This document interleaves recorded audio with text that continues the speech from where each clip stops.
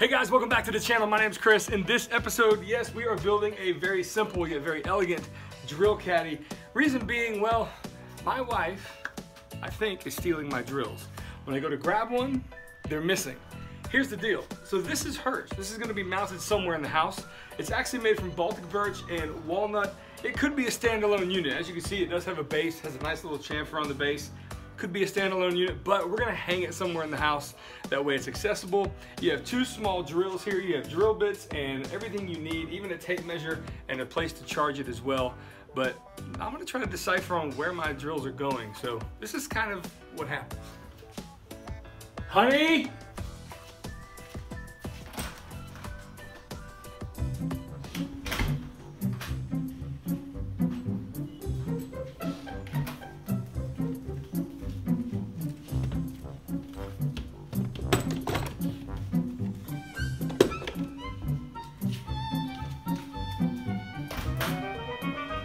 Well, that answers that question. If you want to see me build it, let's go.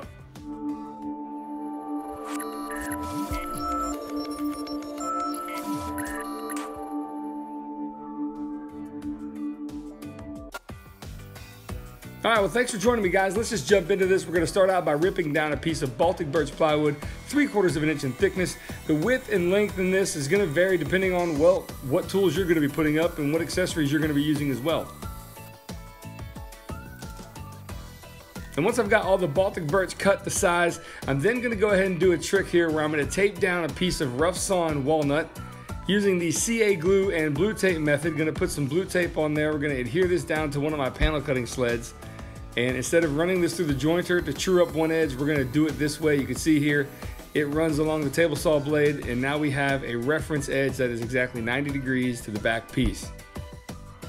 At this point, I'm gonna take this piece, I'm gonna run it through the table saw. We're gonna cut down some strips, roughly about 1/8 to maybe a little bit larger than that in thickness. I need about 4 or 5 of these. Once I got those cut, I'm gonna turn my attention back to the Baltic birch, and we're gonna set up a quick little sanding station here with 1 clamp and 2 dog hole supports. Makes quick work of that. After this, well, I'm gonna use the CA glue and PVA glue or wood glue method to keep these pieces in place. Again, I'm using the various accessories to make my measurements.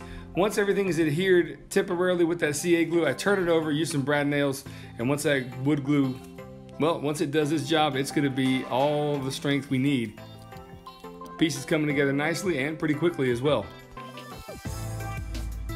At this point, I'm taking a sanding block at 120 grit, and I'm gonna make sure that all the edges are exactly flush with each other.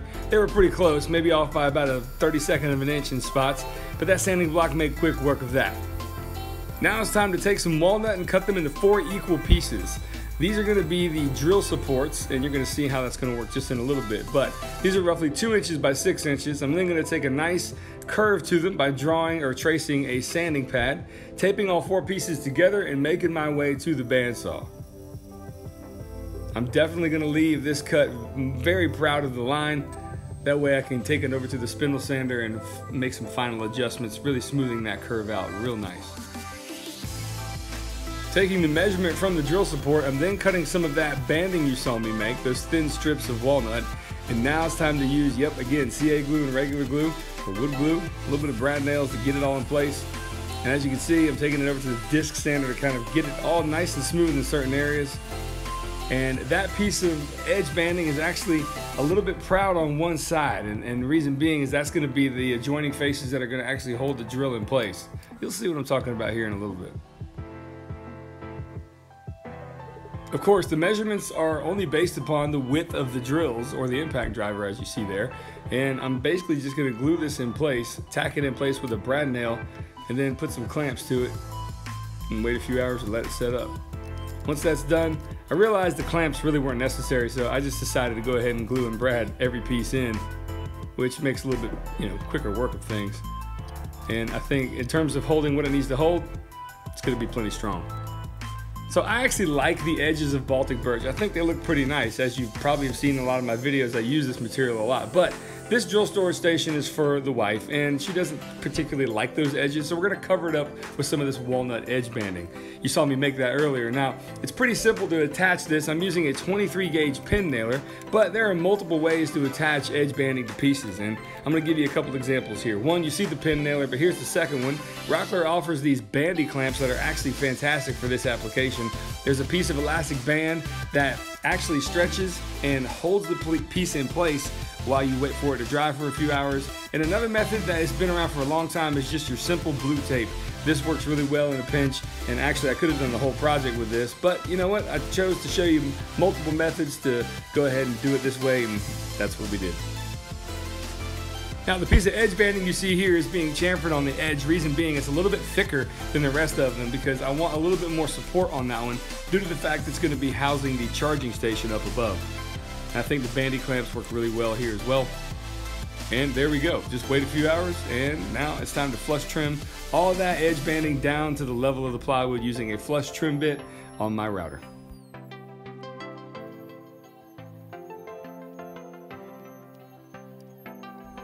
Well, it wouldn't be woodworking without thinking something through, and I didn't at this point. The flush trim bit could not get beyond those curved drill supports, so I'm just simply taking the random orbit sander with some 120 grit sandpaper, and we're just taking quick work of that and actually bringing that edge banding down to the level of the plywood, no problem. Now, I've gone ahead and hand sanded this edge to go ahead and create some sawdust to fill in the gaps that the brad nail makes, then fill it up with wood glue, sand it again, and you've got yourself some instant hole filler made with your own sawdust. So I decided I'm going to put a decorative piece on the bottom of this drill station, and I'm going to use a piece of walnut that's been left over, and what I'm going to do is I'm going to chamfer the edge down, but I'm going to make this in a few passes using a chamfering bit on the router. You can see here I lower the bit, I take a few more passes, and then we get to our desired result, and it looks pretty good. And this is essentially going to be a base to the actual caddy. Now, this could be a standalone unit once this is installed, but I think I'm going to put it up on the wall. But either way, it gives it a nice feature, and I think it really finishes off the piece pretty nice.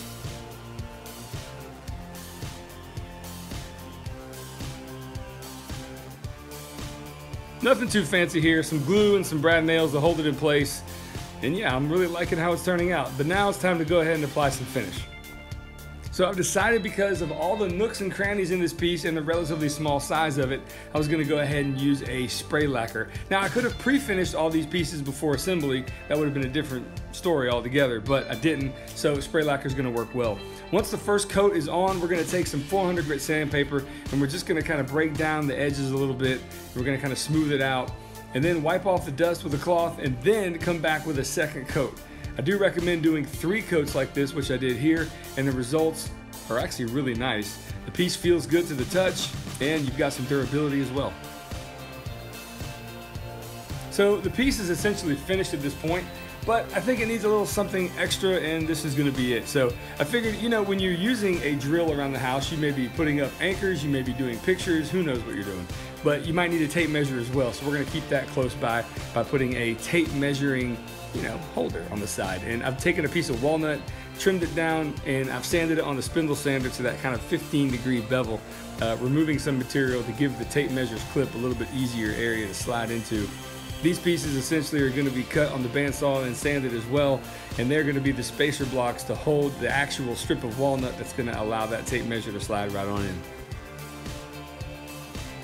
So to attach these 2 pieces together, I'm simply using a little medium CA glue from Starbond, a little bit of activator as well. You really don't need these clamps with the activator, but it's just a little insurance, and they were only on there for a few minutes. At this point, I'm doing a little hand sanding on this piece to kind of, you know, break all the edges and make it feel nice. And now it's time to apply some finish.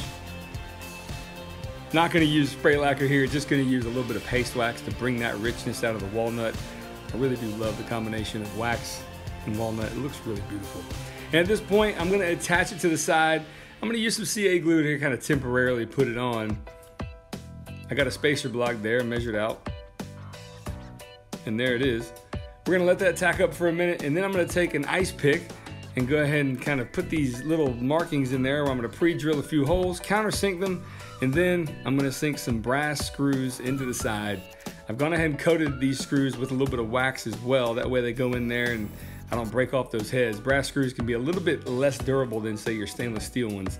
And when you get down to the end of it all, you want to use a manual screwdriver to hand tighten everything just to be safe. And there you go, guys. There's the piece complete. All that's left is to go ahead and install it in the house and put everything in its place. I really like how this turned out. It turned out beautiful, and my wife actually likes it as well. She's not a big fan of Baltic birch, but I think in this case, you know, she'd make an exception. Now, before I install it into the wall, I'm gonna cut down a few more strips of walnut. Reason being, I need a place for the cord and the charging station above it to rest down the back of it. And also, I wanna create a little bit of a shadow line to kind of make the piece not sit flush to the wall. It's gonna sit out just a little bit by maybe 1/4 of an inch. And those strips of walnut are gonna help me do just that. All right, so here goes the installation. Here's one of my favorite tricks of the trade, using a rare earth magnet to actually find studs. How that's able to stick through that drywall? Well, you find a drywall screw head, and that magnet finds it real easily. You just kind of slightly go over it bare, and then boom, there you go. You find it, and then that's the easiest way to find studs, in my opinion. I've had a few stud finders in the past. Some work well, some don't, but the magnet never lies. So that's how I do it. Hopefully you guys can use that trick in your next project when you have to hang something and find the studs. Try it out, it works well. After installing one 2.5 inch screw, I'm gonna go ahead and make sure it's level by knocking it in place, and then I drive the other screw home. And these two screws, where they're oriented just a little off center, is gonna be plenty strong for what this is gonna need. And now it's time to load it all up. You can see there we got drill accessories, a tape measure, the charger up top, and then the 2 drills. Turned out beautiful, and I can't wait for my wife to be able to use this and not use my drills as well. So I hope you guys enjoyed this project. Well guys, thank you so much for joining me for this project. This was an absolute blast to build. I've been meaning to give her her own set of drills for a long time. Finally was able to do so, and now they have their own spot, so she doesn't come steal mine. And I do want to thank her for being such a good sport, coming out here doing that sketch with me. That was great. I appreciate it, honey. Anyway guys, thank you so much. I know I say thanks a lot, but there's one thing that I want to also announce, is that I am speaking next year, 2020, at WorkbenchCon. I am so honored and so privileged to be able to do this. Thank you guys so much for giving me the opportunity. I'm speaking on a panel that will basically discuss how to balance work, life, having children. I have 3 kids in there and a wife and a busy schedule, and I work full-time, sometimes more than full-time, and yet I still have time to get out here and do the things in the creative space on the maker market. That's what we're gonna call it, right? The maker market. So this YouTube channel and Instagram, all that can be done even with the busiest schedule imaginable. And that's kind of what we're gonna be focusing on at WorkbenchCon. And I'm very, very happy to be doing so. And also, I do want to announce one more thing as well. If you don't know, we have a Patreon campaign going on, and I've got some pretty cool gifts and rewards in the tiers down below. So if you don't mind, if this is for you, we want to support this channel, and hey, and it is for you. No pressure at all. I promise you that. No pressure whatsoever. But all the links are down below, and any consideration would be appreciated. All right, guys, that's it for this one. I've rambled on enough. On to the next project. And again, my name is Chris. This has been A Glimpse Inside, and we'll see you on that next project.